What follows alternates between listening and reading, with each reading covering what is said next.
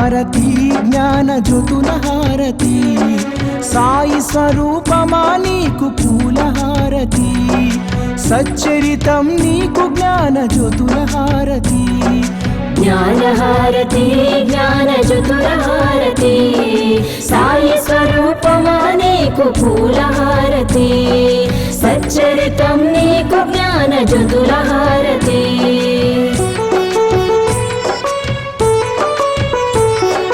నిత్యం నీ లీలా పఠనంలో మేముంటాము నీ మధుర వచనాలతో మైమరచిపోతాము నీ తోడుగా భక్తి ప్రేమలను పెంచుకున్నాము పాలో వెలిగిన జ్ఞాన జ్యోతులతో హారతి జ్ఞానహారతి జ్ఞాన జ్యోతుల హారతి సాయి స్వరూపమా నీకు పూల హారతి సచ్చరితం నీకు జ్ఞాన జ్యోతుల హారతి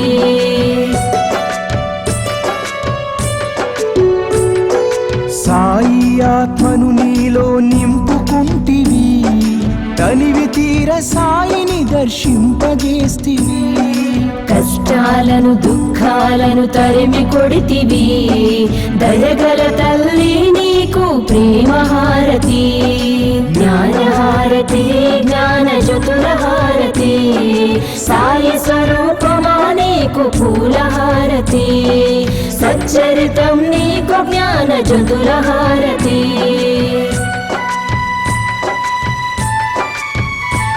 మా కర్మలన్నీ తొలగించి కరుణించినావమ్మ శాంతి సౌఖ్యాలను అందించినావమ్మ జీవన నావను దరి చేర్చిన నీకు కర్పూర హారతితో నీరాజనం జ్ఞానహారతి జ్ఞాన జ్యోతుల హారతి సాయి స్వరూపమా నీకు పూల హారతి సచ్చరితం నీకు జ్ఞాన జ్యోతుల హారతి జ్ఞానహారతి జ్ఞాన జ్యోతుల హారతి సాయి స్వరూపమా నీకు పూల హారతి సచ్చరితం నీకు జ్ఞాన జ్యోతుల హారతి సచ్చరితం నీకు జ్ఞాన జ్యోతుల హారతి సచ్చరితం నీకు జ్ఞాన జ్యోతుల హారతి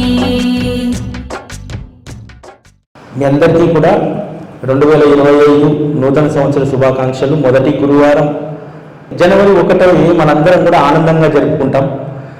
ఆ ఆనందంలో మునిగిపోతాం. రెండో రోజుకి వచ్చేసరికి రొటీన్లో పడిపోతాం. కానీ బాబా దయ వల్ల రెండవ రోజు మనకు రొటీన్ లేదు. రెండవ రోజు ప్రత్యేకం గురువారం కాబట్టి ఆయన సన్నిధిలో మనం గడపడానికి ఆయన స్మరణలో ఉండడానికి ఒక అద్భుతమైనటువంటి అవకాశం. కొత్త సంవత్సరంలో రెండవ రోజు, ఆ రెండవ రోజు మనం ఆ భగవంతుని యొక్క స్మరణలో ధ్యాసలో ఉండడం అనేటువంటిది మన అదృష్టం. అదేవిధంగా మనందరం కూడా కొత్త సంవత్సరాన్ని ఆహ్వానిస్తూ ఉంటాం. నిజానికి కాలానికి కొత్త పాత అనేది ఏముండదు. కాలం అది రొటీన్గా సూర్యచంద్రులు ఉదయిస్తారు, అస్తమిస్తారు, ఇవన్నీ కూడా ఒక రొటీన్గా జరిగిపోతూ ఉంటుంది. మనందరం కూడా క్యాలెండర్ మారగానే కొత్త సంవత్సరం, కొత్త కాలం ఇలా భావిస్తూ ఉంటాం. నిజానికి కాలానికి కొత్త ఉండదు, మన జీవితానికి నూతనత్వాన్ని తెచ్చుకోవాలి. ఎందుకంటే కొత్త సంవత్సరము ఏదో ఒక చోట మనకు బెంచ్ మార్క్ ఉండాలి కాబట్టి భగవంతుడు ఒక బెంచ్ మార్క్ పెట్టాడు కాలానికి.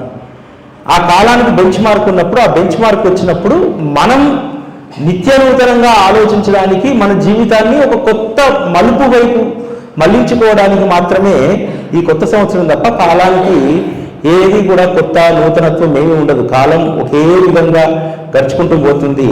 31 రోజులు వచ్చినటువంటి సూర్యుడు ఆయన్నే, 1వ తారీఖులో రాత్రికి వచ్చినటువంటి చంద్రుడు ఆయన్నే.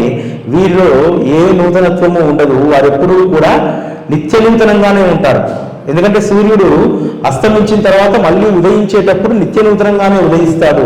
చంద్రుడు కూడా అంతే. పౌర్ణమి రోజు ప్రకాశవంతంగా ఉంటాడు, అమావాస్య వరకు ఆయన ప్రాభవం తగ్గిపోతూ ఉంటుంది, మళ్ళీ తర్వాత పెరుగుతూ ఉంటుంది. ఇది మన జీవితానికి ఒక పాఠం. కాబట్టి మనందరం కూడా కొత్త సంవత్సరంలో మనం ఏ విధంగా మారాలి అనేటువంటి దాన్ని మాత్రమే మనం ఆలోచించాలి. కాలం మారింది, కాలం ఏదో నా జీవితంలో కొత్తదనాన్ని తెస్తుంది అనేటువంటిది మాత్రం భ్రమ. ఆ భ్రమల్లో నుంచి బయటికి వచ్చి మనం ఏదైనా మన జీవితంలో ఒక కొత్త మార్పును మనం చేసుకోవడానికి ప్రయత్నం చేయాలి. బాబా మార్గంలో కూడా బాబా బోధించేది అదే. ఎప్పుడూ కూడా నీ జీవితాన్ని ఆనందంగా, సుఖంగా, శాంతిగా, నిత్యనూతనంగా ఉంచుకో. జీవితం నిత్యనూతనంగా ఉండడం దానికి అర్థం ఏమిటంటే, మనందరము చిన్న టెక్నిక్ను కనుక మనం పెట్టుకుంటే ప్రతిరోజు మనకు నూతనంగానే ఉంటుంది.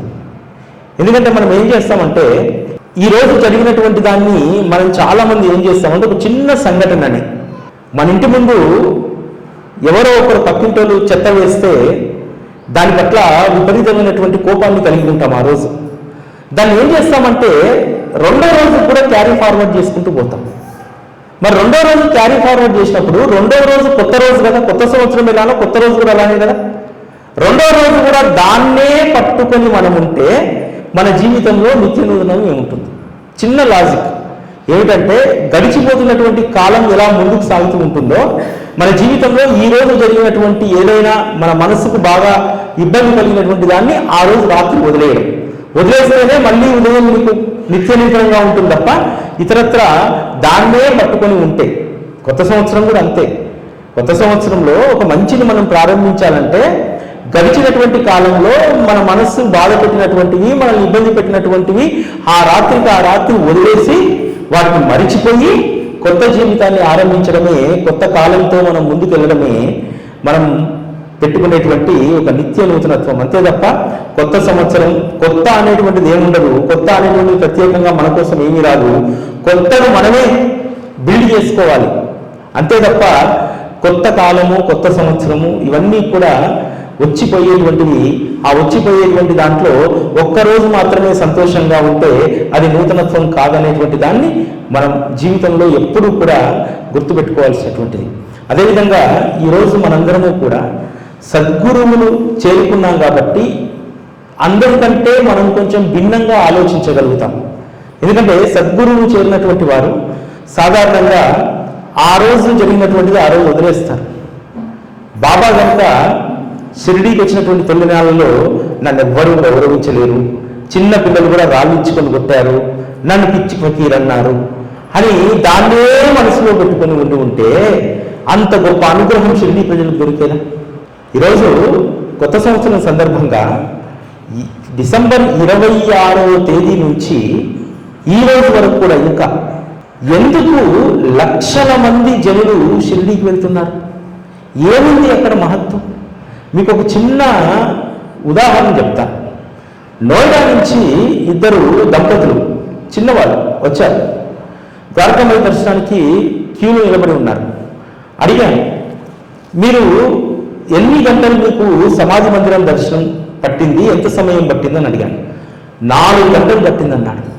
4 గంటలు అక్కడ దర్శనం చేసుకొని మళ్ళీ ద్వారకామాయికి లైన్లో నిలబడ్డారు కదా, మీకు ఏం చికాకు కానీ ఇంత సమయం దర్శనానికి పట్టింది కానీ ఏం అనిపించలేదా మీకు అని అడిగాను.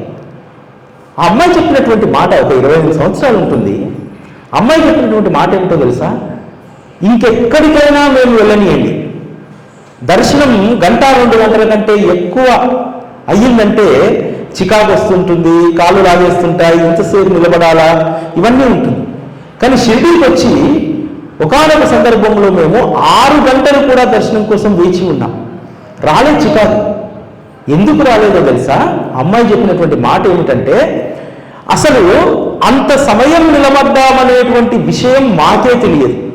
ఎందుకంటే ఎక్కడ చూసినా సరే సాయి పట్ల ప్రేమతోటి నామం లైన్లో ఉన్నంతసేపు నామం నామం నామం ఎవరో ఒకరు చెప్తూనే ఉంటారు. ఒక్కొక్కసారి గొప్ప నినాదాలు చేస్తూ ఉంటారు, సాయినాథ్ మహారాజ్కి జై అని చెప్పి. ఆ నామము బాబా జయ జయకారాలతోటి సమయం ఎక్కడ తెలుస్తుంది? బయటికి వచ్చి చూసుకుంటే తెలిసింది 4 గంటలు సమయం పట్టిందని చెప్పి. ఆయన నామంలో ఉంటే అసలు సమయం తెలియదు, చికాకు రాదు. మనకు చికాకు వస్తే కదా మన మొహం మాడిపోయి ఉంటుంది. కానీ బాబా దర్శనానికి ఎన్ని గంటలు నిల్చొని ఉన్నా సరే ఆ నామం మన వెంట ఉంటుంది కాబట్టి నామం సమయాన్ని తెలియలేదు. ఆ నామం ఇంకా బాబా పట్ల ప్రేమను కలిగిస్తుంది. అలా లైన్లో నుంచి సమాధి మందిరం ప్రాంగణంలోకి వెళ్ళగానే బాబాను చూడగానే అసలు కనీసం ఒక 5% ఉన్నా సరే మనసులో ఏదైనా చికాకు అది పూర్తిగా తొలగిపోతుంది ఆయన దర్శనంతో అని చెప్పి. అంటే ఆ నామానికి ఉన్నటువంటి విశిష్టత. ఎందుకంటే నేను 4 రోజులు షిర్డీలో చూశాను. అనేక మందికి ఈవెన్ పేరు దర్శనం కూడా 2 గంటలు 2.5 గంటల సమయం పట్టినటువంటి సందర్భం ఉంది మన 4 రోజుల్లో. కానీ ఎవరిలో కూడా చికాకు లేదు. ఎందుకంటే వారందరూ కూడా అక్కడికి తీర్థయాత్ర కోసం రాలేదు, లేకపోతే ఏదో వస్తే ఏదో మేలు జరుగుతుందనేటువంటి దాంతో రాలేదు. ఎందుకోసం వచ్చారు? కొత్త సంవత్సరం పాత సంవత్సరంలో జరిగినటువంటివన్నీ కూడా శ్రీచరణాలకు సమర్పించి ఆయన ప్రేమను కొత్త సంవత్సరానికి మరింత మూటగట్టుకపోతుంది అక్కడికి వచ్చిరాలు. తీర్థయాత్ర కాదు, ప్యాషన్ కోసం కాదు, ఏదో కోరికల కోసము కాదు. వచ్చినటువంటి వాళ్ళందరూ కూడా కొత్త సంవత్సరాన్ని ఆనందంగా షిరిడీలో గడపాలి, అక్కడి నుండి గొప్ప ప్రేమను మనం మూటగట్టుకపోవాలి అనేటువంటి దాంతో వచ్చారు. అందుకనే ఎవ్వరి మూలంలో కూడా చికాకు లేదు. అసలు అంతసేపు మనం వేచి ఉన్నామనేటువంటిది కూడా లేదు. ఎందుకంటే ఇసుకేస్తే రాలినంత జనం 4 రోజులు. అంటే ఇక్కడ మనకు ప్రమాణం ఏమిటి? బాబా పట్ల భక్తి కాదు, ఇంకోటి కాదు, ప్రేమ. ఆయనను చేరాలి, చూడాలి అనేటువంటి ప్రేమ. సాధారణంగా ఒక మనిషి యొక్క గొప్పతనం లేకపోతే భగవంతుడి యొక్క గొప్పతనం ఎట్లా తెలుస్తుంది? మనం ఏదన్నా పొందితే తెలుస్తుంది కదా. చాలామంది బాబా దగ్గరకు వచ్చేటువంటి వాళ్ళు మొదట ఏది పొందకుండానే వస్తారు. దేంతో వస్తారు? కేవలము ఎవరో ఒకరు చెప్పినటువంటి దాంతో విశ్వాసం. భగవంతుని చేరిన తర్వాత పూజ చేసి ఆయన రకరకాలైనటువంటి ఉపచారాలు చేసిన తర్వాత ఆయన పట్ల ప్రేమ పెరుగుతుంది ఒకటి. లేదు రెండవది, ఆయన ఏదైనా మనకు అనుకోకుండానే మొక్కుకోకుండానే అసలు ఆయన దగ్గరకు పోకుండానే అనుగ్రహం ఇస్తే ఆయన పట్ల భక్తి పెరుగుతుంది. కానీ ఇవేవీ లేకుండా ఏదో కష్టంలో ఉన్నాం, పక్కింటి వాళ్ళు చెప్తారు బాబాను నమ్ముకోమని చెప్పి ఆ ఒక్క మాట పట్టుకొని ఒక్క నమస్కారము ఒక్క దర్శనంతో ఆయన ఎంత గొప్ప అనుగ్రహాన్ని ఇస్తారు. కేవలం ఆయన పేరే మనకు మొదలుగా తెలుసు. చాలా మంది కూడా అంతే, ఆయన పేరే, ఆయన మహత్తు తెలియదు, ఆయన ఏం చేస్తాడో తెలియదు. అయినా సరే ఒక్క పేరు చెప్పగానే అంత విశ్వాసం. ముంబైలో పితావే అనేటువంటి భక్తుడు ఉండేవాడు. తన కొడుకు మూర్ఛవ్యాధి, ప్రతి గంటకు మూర్చొచ్చేది. రాత్రిపూట కూడా మూర్చొస్తే ఒకరు మేల్కొని ఉండి ఆ బాబును కాపాడుకునేటువంటి వాడు. అటువంటి పితాలకు ఒకరోజు దాస్కన్ మహారాజ్ కీర్తన జరిగేటువంటి చోటుకు వెళ్తారు. వెళ్ళి బాబా యొక్క మహిమను విని ఈ రోగాన్ని, నా కొడుకు యొక్క రోగాన్ని ఒక్క శ్రీ సాయి బాబా తప్ప మరెవరూ కూడా నయం చేయలేరని చెప్పి ఎంతో విశ్వాసంతో షిర్డీకి వెళ్తాడు.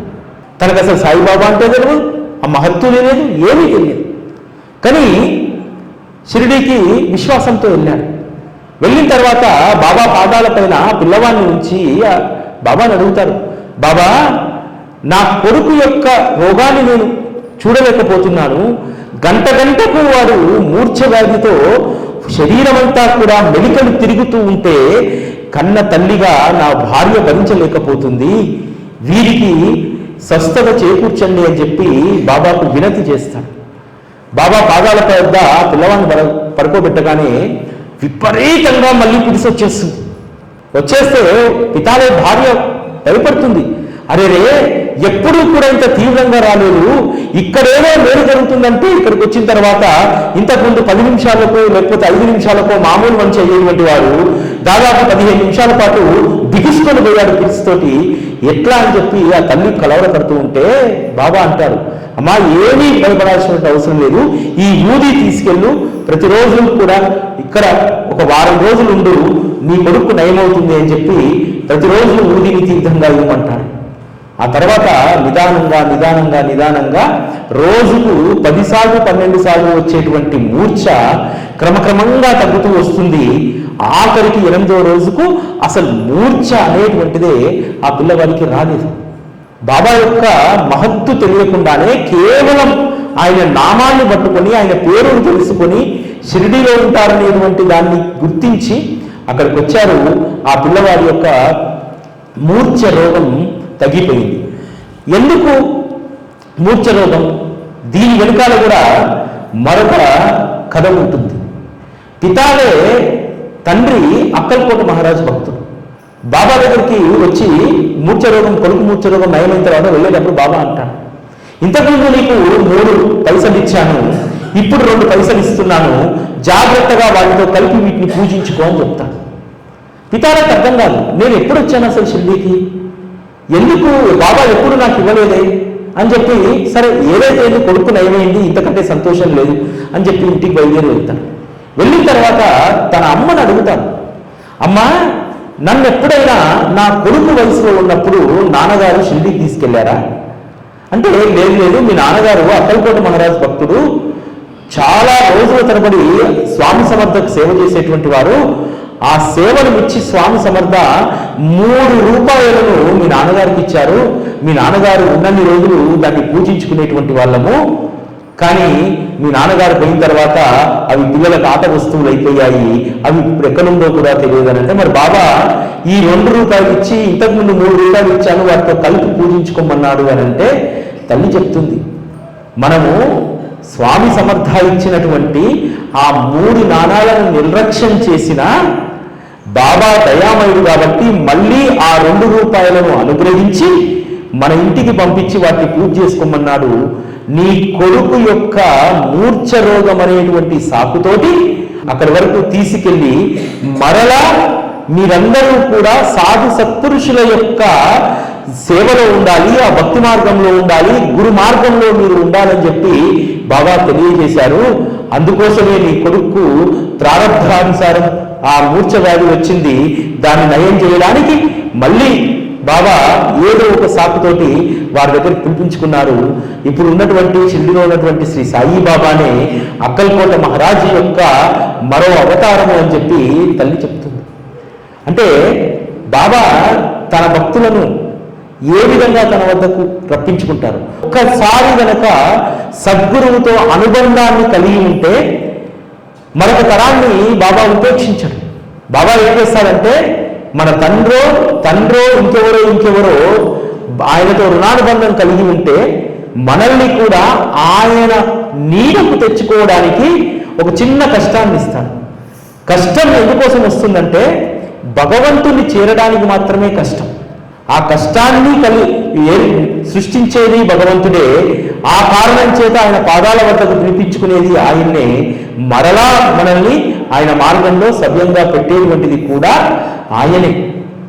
బాబా వద్దకు వచ్చినటువంటి అనేక మంది భక్తులు ఎవరు కూడా ఆయన దగ్గర ఏదో ఒక మహిమ చూసిన తర్వాత, ఏదో ఒక దాన్ని పొందిన తర్వాత ఆయన వద్దకు రాలేదు. అసలు ఆయన మహిమే తెలియకుండా కేవలం అనేక ప్రయత్నాలు చేసిన తర్వాత ఎక్కడా ఫలితం లేకపోతే బాబా దగ్గరికి వెళ్ళినటువంటి వాళ్ళే అనేక మంది. నాందేడ్కి సంబంధించినటువంటి రతన్జీ వాడియా సేటు మగపిల్లల కోసము అనేక పూజలు చేస్తారు, దాన ధర్మాలు చేశారు, రకరకాలుగా. అసలు ఆ చెయ్యనటువంటి దానం లేదు, ధర్మం లేదు, యాగం లేదు, ఏమీ లేదు. అలసిపోయింది. పైకి మాత్రం కోటేసుకొని వ్యాపారంలో కూర్చొని ఉంటే అందరూ అనుకుంటోళ్ళు, అరే ఈ సేటికేంది, ఇంటి నిండా ధనం ఉంది, తరగనటువంటి సంపద ఉంది, ఇట్లా ఉండాలిగా ఉంటే మనిషి అనేటువంటి వారని చెప్పి ఆ సేటు దగ్గరికి వచ్చిన వాళ్ళందరూ కూడా సేటుని చూసి ఆ విధంగా అనుకునేటువంటి వారు. కానీ ఈయన ఇంటికి పోయిన తర్వాత విపరీతమైనటువంటి రోదన ఉండేది. భగవంతుడా, ఇంత సంపాదించావు, ఇంత ఆస్తి ఇచ్చావు, దీన్ని అనుభవించడానికి వారసుడే లేకపోయే, ఏమి లాభం ఇవన్నీ ఉండి అని చెప్పి తలుపులు వేసుకొని మాత్రం లోపల ఏడుస్తూ ఉంటాడు. అతని అదృష్టం చేత దాస్గన్ మహారాజ్ గారిని కలిస్తే దాస్గన్ మహారాజ్ గారు ఒక సలహా ఇస్తారు. ఇప్పటిదాకా జరిగింది ఏదో జరిగిపోయింది, ఒక్కసారి బాబాను దర్శించుకో, ఖచ్చితంగా నీకు అనుగ్రహాన్ని బాబా ఇస్తాడు అనగానే పండ్లు ఫలాలు పూలు పట్టుకొని షిర్డీకి వెళ్తాడు. బాబాకు శ్రీఫలాన్ని, పూలను, పళ్ళను అన్నింటినీ సమర్పించి బాబా ముందు చేతులు జోడించి ప్రార్థిస్తారు. బాబా, నాకున్నటువంటి కష్టం నీకు తెలుసు, నీవే నన్ను గట్టెక్కించాలి, ఇక్కడ నీ అనుగ్రహం లేకుండా నేను ఉత్తి చేతులతో వెళ్ళలేను అని చెప్పని అంటాడు. అప్పుడు బాబా అంటాడు, వస్తా అని చెప్పి ఇప్పుడు వస్తావా? అయినా సరే నీ యొక్క చెడు కాలం తొలగిపోయింది, చెడు కాలం తొలగిపోయింది, ఇక నీకంతా కూడా శుభమే జరుగుతుంది అన్నారు. బాగా గుర్తుపెట్టుకోవాల్సింది ఏంటంటే, మనము సద్గురువు వద్దకు చేరిన తర్వాత చెడు కాలం అనేటువంటి తొలగిపోతుంది. కాకపోతే మళ్ళీ మనమే కొన్నింటిని అంటించుకుంటాం, కానీ సద్గురువు వద్దకు వచ్చిన తర్వాత ఖచ్చితంగా అన్ని మంచి రోజులు ఉంటాయి, చెడు కాలం అనేటువంటిది ఉండదు. ఈ గ్రహస్థితులు ఇవన్నీ కూడా ఏవైనా సరే, ఎందుకంటే ప్రతి ఒక్క మనం నమ్మేటువంటి గ్రహమే కావచ్చు, వాస్తే కావచ్చు, ఇంకోటే కావచ్చు, ఇవన్నీ కూడా ఎవరికి బద్దులై ఉంటాయంటే గురువుకు బద్దులై ఉంటాయి. ఎవరైతే గురు పాదాలను గట్టిగా పట్టుకుంటారో వారికి శని ఏం చేయదు, ఇతరత్ర రాహుకేతులు ఏం చేయవు. ఎందుకంటే వాటికి కూడా గురువు ఉన్నారు. శని మహారాజు గురువు ఎవరు? కాళభైరవ స్వామి కదా. ఆయా గ్రహాలకు వారికి కూడా గురువులు ఉన్నారు. కాబట్టి గురువు పైన గౌరవంతో సద్గురువు యొక్క పాదాలు పట్టుకున్నటువంటి వాళ్ళని అంత తీవ్రతగా ఇబ్బంది పెట్టవు ఏ గ్రహం కూడా. ఏదో కాలుకు పెద్ద గాయం వేయకుండా గుండు పిల్లి గుచ్చుకుంటుంది అంతే. ఎందుకంటే అది ఆ మనకు ఉన్నటువంటి ఆ దోషం యొక్క ఖచ్చితంగా దాని కర్తవ్యం. అది ఏదో ఒకటి చేయాలి. పెద్ద రంధ్రం చేసే బదులు గుండు పిల్లితోటి చిన్న రంధ్రం చేస్తుంది. దాని ధర్మాన్ని అది పాటిస్తుంది. మరి ఎందుకు పెద్దగా అయ్యేటో చిన్నదాంతో పోయింది? ఎందుకనంటే సద్గురువు పాదాలను మనం పట్టుకొని ఉన్నాం కాబట్టి, ఆయన పాదాలను గట్టిగా పట్టుకొని మన మనసులో ఆయన పాదాలను ప్రతిష్ఠించుకుంటే ఏ గడ్డు కాలము ఏ చెడు కాలం కూడా మనల్ని ఏమి చెయ్యదు, దాటిపోతుందంటే మనల్ని. ఇప్పుడు సపోజు దుమారం వచ్చిందనుకోండి, ఏం జరుగుతుంది? దుమారం మన దగ్గర ఆగదు. దుమారం మన నుంచి వెళ్ళేటప్పుడు కల్లో కొంత ధూళి ఏర్పడుతుంది అంతే తప్ప ఆ సుడి మనల్ని ఏమీ చేయదు, ఆ సుడిగాలి మనల్ని ఏమీ చేయదు, మనల్ని ఇబ్బంది పెట్టదు. అట్లాగే మనకున్నటువంటి చెడు కాలాన్ని అంతా కూడా సద్గురువు స్మరణ, సద్గురువు యొక్క చరణాలు మనల్ని సురక్షితంగా నిలబెడతాయి, పడిపోనివ్వవు. అటువంటి గడ్డుకాలం వచ్చినప్పుడు పడిపోయేవాడు. ఆ గడ్డుకాలం మన నుంచి వెళ్ళిపోతున్నప్పుడు వచ్చేటువంటి ఆ దుమ్ము ధూళి కొంత ఇబ్బంది పెడుతుంది అంతే తప్ప దానికి మనం బలి కాలేము. ఎందుకంటే సద్గురువు పాదాలను పట్టుకొని ఉన్నాం కాబట్టి. రతన్జీ వాడియా కూడా అంతే కదా. అసలు ఆయన జాతకంలోనే లేదు, పుత్ర సంతానం అనేది జాతకంలోనే లేదు. కానీ గురు చరణాలను పట్టుకొని గురువు పట్ల విశ్వాసంతో నాందేడ్ నుంచి షిరిడీ వెళ్ళాడు కదా. మరి ఖచ్చితంగా మంచి జరగాలి కదా. ఆ గడ్డు కాలము ఆ గురువు యొక్క చరణాలకు అది కూడా శరణాగతి చేసి ఆ గడ్డు కాలం కూడా శాంతించింది కదా. ఆ తర్వాత రతన్జీ వాదులకు పుత్ర సంతానం కలిగింది కదా. దాము అన్నాకు సలహా ఇస్తాడు ఆయన ఇంటి పురోహితుడు. దాము సేట్ సంపాదిస్తున్నావు మొత్తం యాగాలకు, ఈ ధర్మాలకు, దానికి దీనికి ఖర్చు పెడుతున్నావు, అయినా సరే నీ ఇంట్లో ఒక్క బిడ్డ పుట్టకపోయే. సేట్ నేను చెప్తున్నా, నీ జాతకంలో లేదు. ఉన్నంతకాలం ప్రశాంతంగా బ్రతుకు, అనవసరంగా వీటి కోసం ఆరాటపడి లేని దాన్ని పొందాలని చెప్పి ఈ హోమాలు యాగాలు ఆపేసేవయ్యా అని చెప్తాను. దాము అన్న ఆపేస్తాను. ఆపేసిన తర్వాత బాబా దగ్గరికి వెళ్తే బాబా మామిడి పళ్ళను ఇచ్చి నీ రెండో భార్యకి ఇవ్వు అని అంటాడు. ఆ మామిడి పళ్ళతోటి రెండో భార్యకు 3 సంతానం కలుగుతారు కదా. అట్లా సద్గురువు చాలా సందర్భాల్లో మన రాతలో లేనటువంటి దాన్ని ఇస్తారు. అదేవిధంగా మొన్న షిరిడీకి వెళ్ళినప్పుడు ఒక అబ్బాయి కలిశాడు. ఒక అద్భుతమైనటువంటి లీల చెప్పాడు.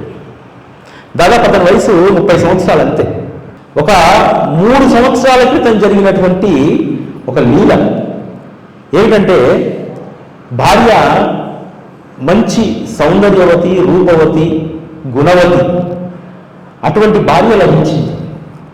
కానీ పెళ్ళైనటువంటి 3 సంవత్సరాలకు ఒక పెద్ద సమస్య వచ్చింది. ఆ సమస్య ఏంటంటే, ఆ అమ్మాయికి విపరీతమైనటువంటి కడుపు నొప్పి లేసింది. ఎంఆర్ఐ, సిటీ స్కాన్ అవన్నీ చేస్తే గర్భసంచి చుట్టూ ఒక చిన్న గడ్డలాగా ఏర్పడుతుంది.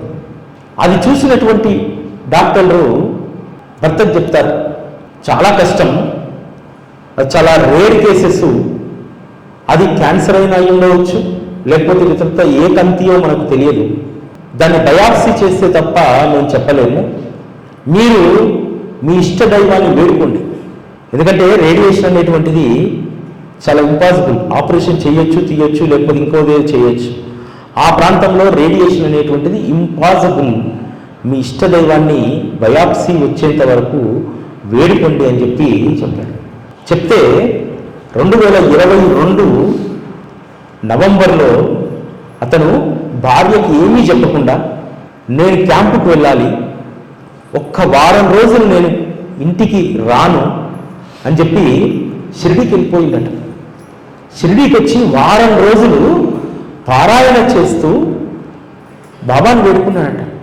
బాబా, ఒకవేళ అదే క్యాన్సర్ అయితే మా భార్యకు నువ్వంటే ఎంత ప్రాణమో నాకు తెలుసు, నేను ఆవిడకి ఆపరేషన్ చేయించను. ఎంత కాలం ఉంచుకుంటావో అంతకాలం నేను షిరిడీలో ఇల్లు తీసుకొని ఇక్కడే ఉంటాను. కాబట్టి నేను నా భార్య ఇతరత్ర నేను ఏమీ చేయించను అని చెప్పి, అదేవిధంగా బాబా తీసుకెళ్లాల్సి వస్తే ఇద్దరిని తీసుకెళ్ళి, అంతే తప్ప మేము ఈ దుఃఖాన్ని నేను భరించలేను అని చెప్పి 7 రోజులు అక్కడ నుండి పారాయణ చేశాను. షిరిడి నేల తల్లి గొప్పతనం పైన 2018 గురు పౌర్ణమికి నేను ఒక పాట రాశాను. ఆ పాటను పేపర్ మీద రాసుకొని పోయాడట. ఆ పాట చివరిలో ఒక 4 లైన్లు ఉంటాయి. ఆ పాట ఎంత అద్భుతమైందంటే షిరిడి నేలను తాకినటువంటి వాళ్ళ యొక్క అదృష్టాన్ని అది వర్ణిస్తుంది అన్నమాట. ఆ పాటను ప్రతిరోజు అక్కడ పాడుకుంటూ అందులో ఒక లిరిక్ ఉంటుంది. ఏమిటంటే, సాయి ఒదిగిన ఒడిలో నేను ఒదిగిపోవాలని, గుండె చాటు బాధను నీకు చెప్పుకోవాలని, కష్టాలను కన్నీటిని ఆనందంగా కార్చి ఎదలోని బాధనంత దింపేసుకోవాలని, నీ వెచ్చని కౌగిలిలో నేను ఒదిగిపోవాలని, నీ వెచ్చని కౌగిలిలో నేను రాలిపోవాలని నా మనస్సు తప్పిస్తుంది సాయి. పుణ్యాల శిరిశాల షిరిడి నా తల్లి షిరిడి అంటే కష్టాలన్నీ కూడా అక్కడ చెప్పుకొని ఆనందంగా సాయి సేవ తీరుతున్నటువంటి ఆ భూమి పైన నేను కూడా ఒరిగిపోవాలనుంది బాబా.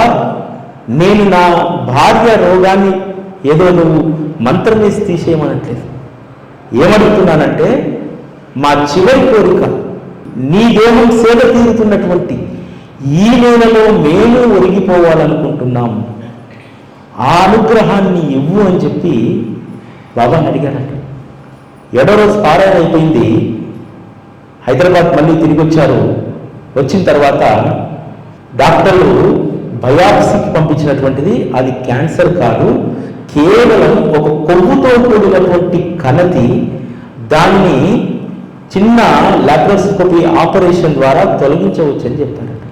అంటే నిజంగా అది క్యాన్సర్ కణతి అయి ఉండవచ్చు, కానీ అతనికి బాబా పైన ఉన్నటువంటి విశ్వాసం, బాబాను విశ్వసిస్తే జీవితాలు మారుతాయి అనేటువంటి ఆయన అభిప్రాయం ఆ సమస్య నుంచి జయింపజేసింది.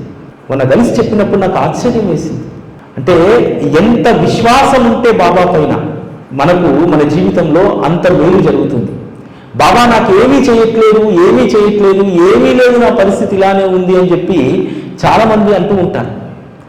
బాబా ఏదైనా చెయ్యాలంటే మనకు ఆయన పట్ల ముందు విశ్వాసం ఉండాలి కదా. విశ్వాసం లేకపోతే ఆయన ఏం చేస్తాడు? ఇప్పుడు సపోజ్ ఒక లాటరీ కొన్నాం, లాటరీ కొనేటప్పుడు బాబాకు దండం పెడతాం, బాబా లాటరీలో డబ్బు రావాలని చెప్పి.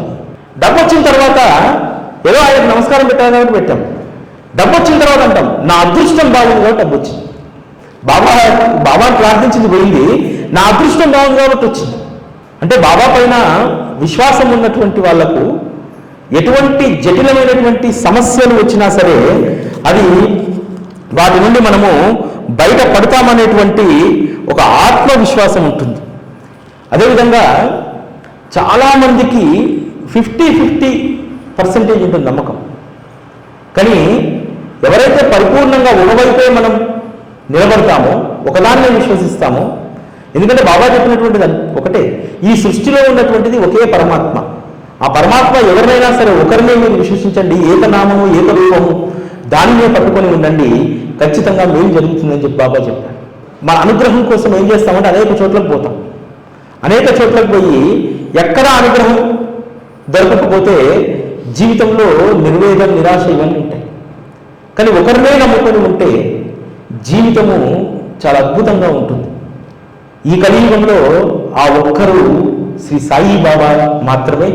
ఆయన పట్ల మనం పరిపూర్ణమైనటువంటి విశ్వాసాన్ని కలిగి ఉందాం. కొత్త సంవత్సరంలో మనం ఏమి పెంచుకోవాలి అంటే సంపద కాదు ముందుగా పెంచుకోవాల్సింది, అదేవిధంగా ఏదో మన స్థితి పెంచుకోవడం కాదు, ముందు కొత్త సంవత్సరంలో పెంచుకోవాల్సినటువంటిది ఆత్మవిశ్వాసము. రెండవది మనం నమ్ముకున్నటువంటి సద్గురు పట్ల అచంచలమైనటువంటి విశ్వాసాన్ని, పూర్తి జీవితాన్ని, పూర్తి నిర్ణయాలను ఆయన వదిలివేస్తే అప్పుడు మనము జీవితంలో దేనికోసము ఆరాటపడాల్సిన అవసరం లేదు, దేనికోసము వెతుక్కోవాల్సిన అవసరం లేదు. సద్గురువు పట్ల పూర్తి విశ్వాసం కలిగితే ఖచ్చితంగా ఆత్మవిశ్వాసం వస్తుంది. చేయాల్సినటువంటిది ఆయన, ఇవ్వాల్సినటువంటిది ఆయన. అటువంటప్పుడు నేను దేనికోసం తాపత్రయపడాలి. భారం అటు చేసామనుకోండి, ఆత్మవిశ్వాసం ఆటోమేటిక్గా వస్తుంది. ఎందుకు నేను దీన్ని సాధించలేను, సద్గురువు యొక్క కృప నాకు ఉంది కదా, ఆయన పట్ల పరిపూర్ణ విశ్వాసం ఉంది కదా, అటువంటప్పుడు దీన్ని నేను ఎందుకు సాధించలేను, దీన్ని నేను ఎందుకు పొందలేను, ఈ ఆత్మవిశ్వాసం వస్తుంది ఫస్ట్. ఆ ఆత్మవిశ్వాసం వచ్చినప్పుడు అప్పుడు మనము మన జీవితంలో స్థిరంగా ఉండగలుగుతాం. అప్పుడే మనకు సుఖము, సంతోషము, ఆనందము ఇవన్నీ కూడా మనకు లభిస్తాయి. ఆత్మవిశ్వాసం మనలో బలపడాలి. బాబా పట్ల అచంచలమైనటువంటి విశ్వాసం పెరగాలి. ఇవి పెరిగినప్పుడు కొత్త సంవత్సరం కాదు, పాత సంవత్సరం కాదు, ఏ రోజైనా మనం ఆత్మవిశ్వాసంతో ముందుకెళ్తాం. ఆ ఆత్మవిశ్వాసం మనలో సంతోషాన్ని, సుఖాన్ని అన్నింటినీ అదే కలిగింపజేస్తుంది. శ్రీ సచ్చిదానంద సద్గురు సాయినాథ్ మహారాజ్ కీ జై.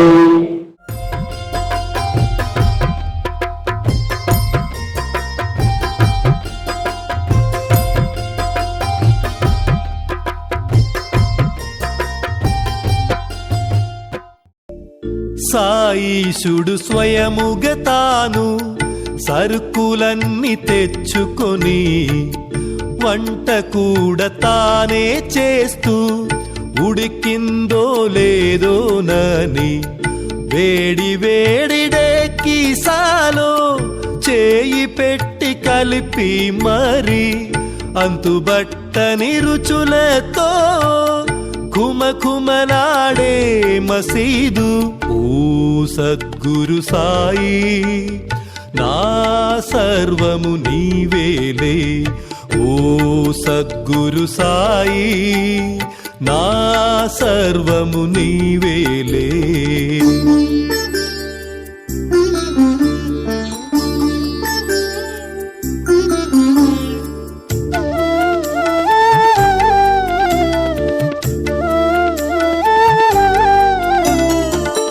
మహల్సాకు తాత్యాకు ముందుగా ప్రసాదమిచ్చి అందరికీ తానే అవుతూ వడ్డించేవారు సాయి.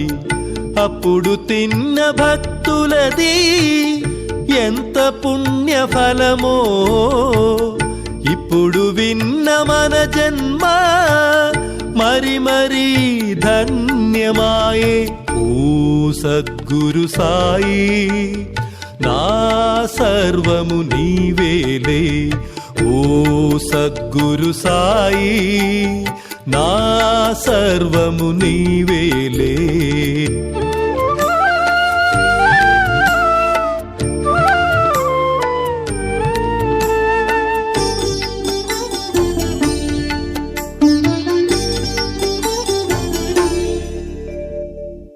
బ్రాహ్మణుడని కొందరు, ముస్లిమని ఇంకొందరు, ఎక్కడో పుట్టి పెరిగి ఇక్కడే షిరిడికి చేరి వాదించే ప్రతి వారిని వేలు పెట్టి చూపెడుతూ మీరంతా నా వారని అన్ని మతములు నావని ఓ సద్గురు సాయి నా సర్వము నీవేలే ఓ సద్గురు సాయి నా సర్వము నీవేలే